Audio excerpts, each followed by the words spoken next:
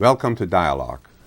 I'm Hamid Shirvani, President of California State University Stanislaus, and your host for this program. Dialogue features interviews with community leaders, elected officials, faculty, students, and friends of the university.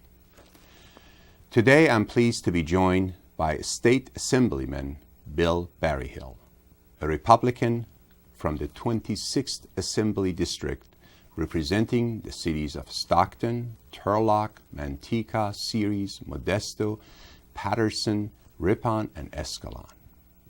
Assemblyman Berryhill is a fourth-generation Californian, a businessman with strong roots in agriculture and a long-time public servant. He currently serves as Vice Chair of Business Professions and Consumer Protection Committee and serves as a member on a number of other assembly committees, including Agriculture and Budget. Further, he's a very good friend to us here at California State University, Stanislaus. Assemblyman Berryhill, welcome. It's a pleasure to be here, Ham. Delighted to have you. Before we go to anything else, I think, would you tell us, tell our viewers, a little about yourself? Where did you grow up? Okay. What did you do? Yeah, and how did you absolutely. get into politics? Well, I grew up as a farmer first, but I had a father that was an assemblyman, state senator, and then went on to become director of food and agriculture under Duke Majan. So politics has always been in our blood. We were always taught growing up about community service and the importance of it. So I was married. I had a son that was my first child was getting ready to start kindergarten, and there was a big election for school board in Ceres, and so I threw my hat in the ring. I was fortunate enough to be elected, and I really believe we made magic happen in Ceres. And after 11 years on the school board, I felt like that magic, maybe we needed a little bit of that up in Sacramento.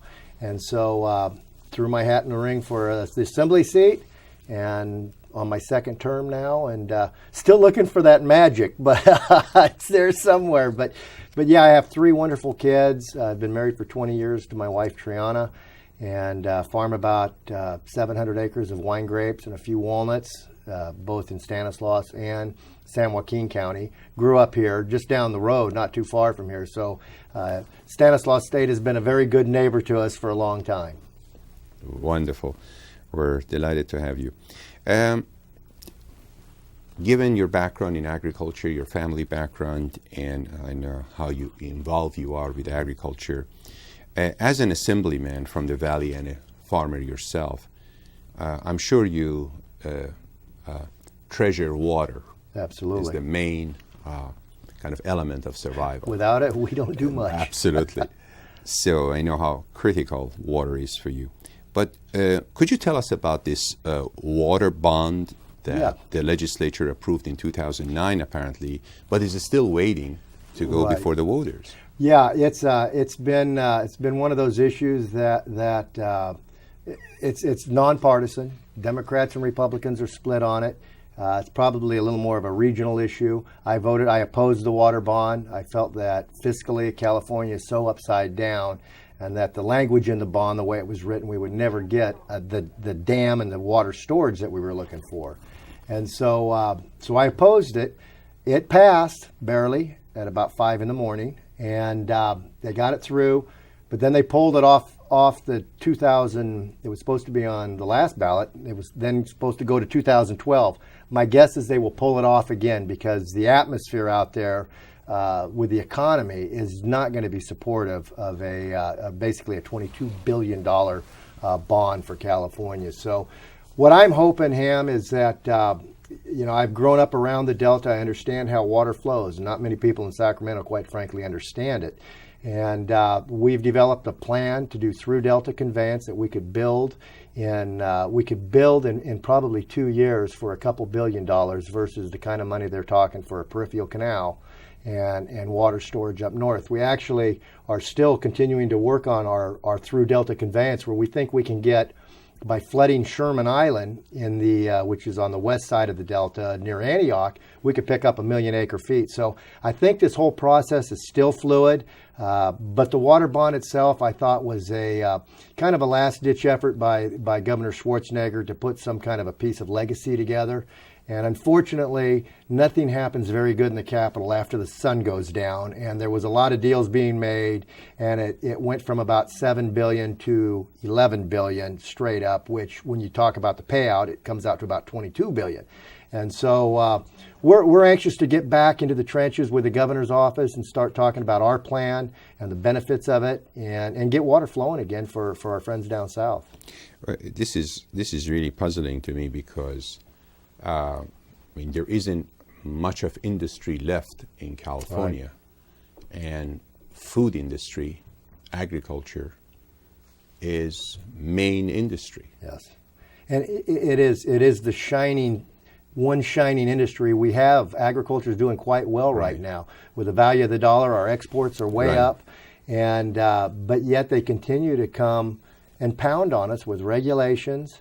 And regulation after regulation, and then labor laws. The governor just passed through a new Ag Labor Act, and he drew it up, so I know he's going to sign this one. He vetoed card check, which for your viewers that don't understand what card check was, that was eliminating the secret ballot, and to where if I'm a union operative, I can go up to your worker's house and say, sign the card. And I mean, there's a reason for a secret ballot, so you get away from intimidation. And the governor understood that because he had worked developing the Ag Labor Relations Board initially. And so he vetoed that, but then he came back with a compromise that's not much better. It's very anti-grower. And you know, we're the one industry carrying the state right now. We've lost so much manufacturing due to regulatory problems. We can't afford to lose agriculture. And so these are scary times, and we just got to keep fighting. Well, it's interesting because my next question relates to the agriculture and survival of the economy. Given the economic situation that we're facing, and it's not very pleasant. Right. What do you perceive as number one issue that can help the state economy? Yeah, well, I really am focused on regulatory reforms. We have to have a system that is fair, and so we're working very diligently on trying to get a package of reforms together. We've done piecemeal and tried to get them through committees and haven't had much luck. My hope is that my friends on the other side of the aisle are starting to get it. We just passed a CEQA streamlined bill to build a stadium in Los Angeles. So they understand by streamlining CEQA, they can put 23,000 people to work in their district down there and build a stadium. So if it works for that, it ought to work for all up and down the state and put a lot of people to work. So they're starting to get the idea. And so we just have to keep driving the point and driving the point. We're not trying to get rid of regulations, but we're trying to make them fair and sensible. And that's the challenge. During your tenure as Assemblyman, what have you proposed? I mean, what have been your I will tell you a bill that I've carried the last 2 years that is probably one of the most frustrating and one of the signs of the times up there with term limits. We passed this. What the bill did is it set up a third-party dispute resolution for AB 32, the Greenhouse Gas Initiative. There's going to be a lot of problems with that as it starts to be implemented.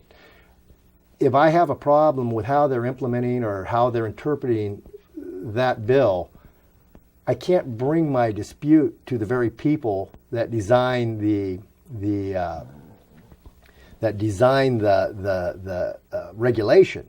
So what we need to do is have a third party to hear the case. And so it's a good bill. It sets up a fair process. A number of the local air boards have the same process. First year it went down in flames in the first committee. This year I worked it really well, and we pulled Jerry Hill from San Mateo, who used to be on the Air Resource Board, pulled him onto the committee or onto the bill as a joint author. We got it out of the Assembly 77-0. Then it goes over into the Senate and gets held up in committee by the Senate staffer to the committee. That's wrong. This is a staffer that's not elected. He has no real-world experience, but he has the power. And again, this goes to the age of term limits. In the old days, you had chairmen of these committees that knew their stuff, and it was their way or the highway. Now it's the consultants to these committees that hold the power. So they shut us down. We're still hopeful that we can come back in January and work with the members of the committee and get this bill through, because it's a critically important bill. We've also introduced bills like going to Nevada. We listened to a lot of businesses who had left California and why they had left. Well, it was all about regulatory actions and the aggressive nature of California's agencies and leveling fines and fees on business. So on the way home, my wheels were starting to turn, and I'm a pretty creative person and a solution-oriented person. And so I thought, well, I started looking into it. Well, those fines, the vast majority of the fines stay in that agency's budget. So the more they fine, the bigger the monster grows. So I'm thinking, how do you get your arms around these out-of-control, unelected agencies that are really killing our economy? And one of those ideas that came to me, and we put it in bill form, was to roll their fees and fines into the general fund and then allocate it back to them, which gives some accountability. And first year I lost that in committee, in the first committee, shot it down. And there was a few issues with it, with education dollars. And so we tried to work through that. I gave the bill this last year because the Democrats have a lot better luck of getting bills through. I worked with Allison Huber as a joint author, Assemblywoman from up north, and gave the bill to her, and she struggled with it. It's a 2-year bill now, and we're trying to figure out the mechanism where we could, rather than put it into the general fund. Of course, being an education proponent, I'm okay with it going in the general fund and 40% of that money going to education. But we ran into roadblocks with trying to get votes. So we're trying to figure out, how do you protect that money outside of the general fund and then still allocate it back? So that idea is still alive. But what I have found out, Dr. Shirvani, is that it just takes time up there. You have to have some patience. And when you come from the private sector and you want to disc 40 acres of grapes, you go hook the disc up and you go do it. Up there, you hook the disc up and you let the tractor idle all day and never get anything done. You got to be very patient. And so you just keep fighting. I like that metaphor very well. Let's move to a more broader question. How can the legislature help businesses create more jobs? Yeah, I think it's by getting out of their way and letting business do what business does best, and that's hire and create. We have made so many roadblocks to starting a business and to increasing the size of businesses. So many businesses, they may not be leaving the state, and there's a lot that are leaving, but there's a lot of big business that's just expanding in other states. And so we've got to create an atmosphere that is job friendly and doesn't do what those businesses that told us in Nevada doesn't do what they were telling us, and that is be so arrogant and so aggressive that you get to the point where psychologically you go, they don't even want me here, and then they leave. And we need to do some stuff with manufacturing. Manufacturing is a real wealth creator, just like agriculture is, and we've almost run all of it out of California. We need to get our manufacturing base back. Now, what is that? How do you do that? You've got to lighten up on the regulatory burdens and perhaps some tax credits going their way. Those are things that you can do, and you can target them and help them out and help them get established again. Another thing in the education community, I think something that I was touring Lincoln's Career Tech program that they've done, and they've partnered up with Sheet Metal Workers Union and who helped fund this program, and it's a terrific manufacturing program. We've gone away a little bit, I think, in our K-12 education of teaching manufacturing. And so maybe that's part of the problem, is that we don't have the workforce that's trained to do it. So I think a lot of us in the legislature that are advocates for education are really starting to push the career tech. It all takes money, though, and I think there's some potential for private public partnerships in our schools that we need to really look at and expand on. I appreciate that, Al. That's very important, certainly. You mentioned earlier on about 2/3 majority and its importance. Yes. Certainly we saw the interplay and regarding the budget, right, which is still not resolved. I Yes. I presume. So could you elaborate a little bit what's going to happen? I mean, what's the impact now, and what's going to happen maybe in your guesstimate about the next election? Right. Well, Dr. Shirvani, the scary part, and it should scare everybody, any party, whether it's the Republican Party or the Democrat Party, with unfettered power can be dangerous. And I don't care if you're Republican, Independent, Democrat, there ought to be some concern with one party total rule. They have the ability to change the rules of elections. They have just like the secret ballot. They have the ability to do a lot of damage. And so, after redistricting, the Republicans didn't fare real well, and there is concern, and they're coming after us. There's a lot of union dollars out there, and they're going to be coming after Republicans and trying to get the 2/3 in both houses. Their chances are better to get it probably in the Senate than they are in the Assembly. The Assembly seats turned out fair for us. The Senate seats, we got some problems, but it's still doable for the Republicans to hold on to it. But if we lose it, I mean, that's going to be the height of frustration, because then I would just say you better grab your wallet and run, because they will tax. Their solution is always tax, and you cannot keep doing that without losing. The tax base is shrinking smaller and smaller, and they try to bleed more and more out of it, and that's not sustainable. And so this is a big election cycle that's coming up, and it's very unpredictable when it's a presidential year, depending what, the last time, which was my first race, when Barack Obama ran so strong and they were very well organized and they turned their voters out. I had a race that should have won by 10 points and ended up squeaking it out by about 3 or 4 points. So it made a 7 to 10 point difference across the board with a strong Democrat presidential candidate. This time, is that going to be there? It's not looking real good right now for the other side. So we'll see how it all plays out. That's interesting. Of course, you and your family have been involved in politics for a long time, and so you really know the nitty-gritty of the movements and the landscape and, right. and layers of palimpsest that is right under the landscape.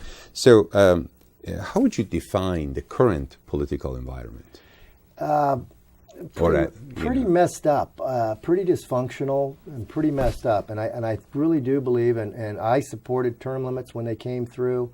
And it's not only term limits that I think have caused some of the problems. Some of them I think we're correcting with the redistricting and having more fair and balanced districts versus gerrymandered districts that were safe for Republicans and Democrats. What happened in the last time they redistricted, they cut a deal, so they protected everybody. So you had really safe Republican seats. So you had a tendency to elect the far right in those seats. And on the Democrat side, you had the tendency to elect the far left. And so that center group has kind of disappeared. There's very few of us that you could count as pragmatic legislators and interested in solving problems. You have 5 or 6 people out of the 80 in the state assembly that can work together and cross party lines, and I think that hurt a lot. But I think also term limits, when you start to deal with an issue like water that's very complex and not very many people understand it, it takes my first year. I'm trying to sell this through Delta Conveyance. Well, everyone's just met me. Do they trust me? Who's this Bill Berryhill, and can we believe anything he says? So it takes you a couple years to build trust and understanding of the issue. Well, by that time, you lose 30%, and you got to start all over. So it's always like you're trying to stay one step ahead of the wheel to get any of the big, complex issues done. As a result, what happens is you end up with these last-minute budget deals that are not looked at by very many people, and they have big ramifications. And we're already cleaning up stuff from bills we passed 2 days before. We were cleaning up 2 days later with more legislation. So it's very dysfunctional up there right now. I think we're on the right track to getting the institution going again. And, so I'm hopeful. But it's not the same legislature it was when my dad served back in the 70s, for sure. Well, that's very interesting that you're... so what do you, in that sense, given this old political situation. I would be remiss if I not ask you this question about the whole notion of higher education, because you mentioned eloquently before that workforce, economy needs workforce, trained workforce at all levels, right. At technician level, at the bachelor's degree level, at the master's degree level, certainly at the scientists and doctors and other professions, but at all layers. But we do need a large number of individuals qualified that we produce. But certainly higher education is on top of it. People who receive associate degree, bachelor's degree. And with all these budget cuts and draconian fee increases, where do you think that's going to go? Because if we keep cutting and keep the tuition going up and up and up, we're essentially putting the middle class out of It's somewhat the dog chasing his tail sometimes. I mean, we have to get this economy going so that we can afford the education system. But without the education system, we don't have the trained workforce. That's right. So you have this. It's a catch-22. It is. And I mean, I would suggest that it does start with the economy and getting jobs created so that when we do have kids that are qualified, they have a job when they get out. I was just seeing where the foreclosure rate or the delinquent rates on student loan paybacks is at an all-time high. Well, of course it is, because these kids have borrowed. There are no jobs. There's no jobs. Right. And so we've got, it really, to me, the whole universe of education and other parts of government that we've grown to depend on. It centers around having the job climate that can produce the revenues to the state. And when you just can't keep taxing it more and more and more, you've got to create, as we talked earlier, you got to create that environment that allows for job creation. And what's happening in education, and you know this, I mean, we're losing. We used to have a very affordable education in California, and so we kept our best and brightest in California. We're losing a lot of our kids now, and they won't come back. They're going to other colleges. And so it's critical that we get this ship righted, and it's unfortunate for the kids that are going to college today. It's taken them longer to get through, and it's harder to find the classes, and it's just more costly. And when I listen to you, and I'm sure many of our viewers listen to you, it doesn't take a rocket science. It's not to resolve that. It's a question of how do you sit down and prioritize, right, and link those priorities together, and then just implement it. No, that's right. It's one of the things we did, and really what really helped Ceres Unified when I was on the school board that turned the school district around was doing exactly what you said, setting our priorities. We developed a very strong strategic plan that set the priorities. I think we had 23 different categories. And number one being the most important, which to us was language arts. So we were going to fully fund and take care of language arts because that was the one thing we wanted kids to be literate and able to read more than anything else. And then we had down at the bottom, I forget what our lowest priority was, but we said, okay, if we're going to cut funding somewhere, it starts at the bottom. And so you fully fund those things that are critical to your core mission. And you have to make do with those things that are a little bit less critical. And so we need to do that as a state. We need to have a strategic plan. We need a chief administrator, a governor that develops a strategic plan. And clearly, we actually passed a bill this year for the first time, and this came from California Forward, a group of pragmatic problem solvers. To force all of our agencies, we're starting with 3 agencies, and then it'll eventually, assuming it works, spread to all of them, but to force them to do strategic planning, to present to the legislature the plan, and then on a yearly basis come back to us. So it's a daunting task for those agencies to do this, but it's something for accountability and for effectiveness of any agency. They need to be doing it. So we'll see how that works. I was very supportive of it. Well, I think you mentioned the question of the interrelationship between unions and the state economy. Given the the current discussions and dialogue, do you think there is any, are we making any advancement to kind of come to our, both party come to their senses of reality? Yeah, I think we are, and I think it's been driven by what's happened in Wisconsin. And I think the public sector unions out in California are very concerned with the perception of the people out there right now. I mean, you have a lot of people without jobs, and yet they're still, making their demands and so forth. So they know the people will rise through the initiative process and really hammer them if they're not careful. So I think you're seeing them an understanding. Is there a movement yet? I'm not sure, but when we were dealing with the governor on the budget earlier in the year, the governor gets it. He knows that they've got to, when it comes to pensions and so forth, there's got to be some give. Otherwise, the people will rise up and take it away from them. So, the pensions ended up being kind of the Achilles heel on our whole budget negotiation. But I'm hopeful. The governor went a long way on reform of pensions. He went a long way. And had we taken what he was proposing, it wouldn't have been all bad. It would have been a step in the right direction. So we'll see. People are frustrated out there, and they get a little upset when they see $200,000 pensions, and they're just not going to sit back and take it. And so it's going to be an interesting few years ahead of us, I think. Absolutely.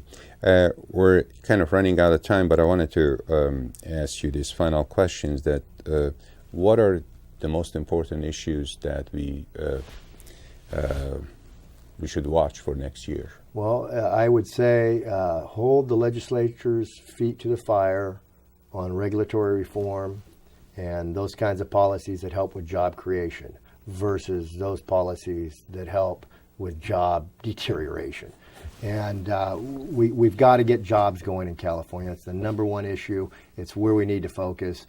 And water. I mean, for me, water is a big issue, and I think it's a huge issue for the state. And I'm always amazed how few people want to take the issue up and understand the issue. And so it gives me an opportunity to take a leadership role in that arena. So that's going to be another big one too. Assemblyman Berryhill, thank you so much. Thank you. Very much enjoyed. Dr. Shirvani. Always a pleasure. The pleasure is mine, sir. This has been Dialogue. I'm Hamid Shirvani, President of California State University Stanislaus. My guest today has been California Assemblyman Mr. Bill Berryhill. Please tune in next time when I will welcome another guest positively influencing our region and community. Thank you for watching.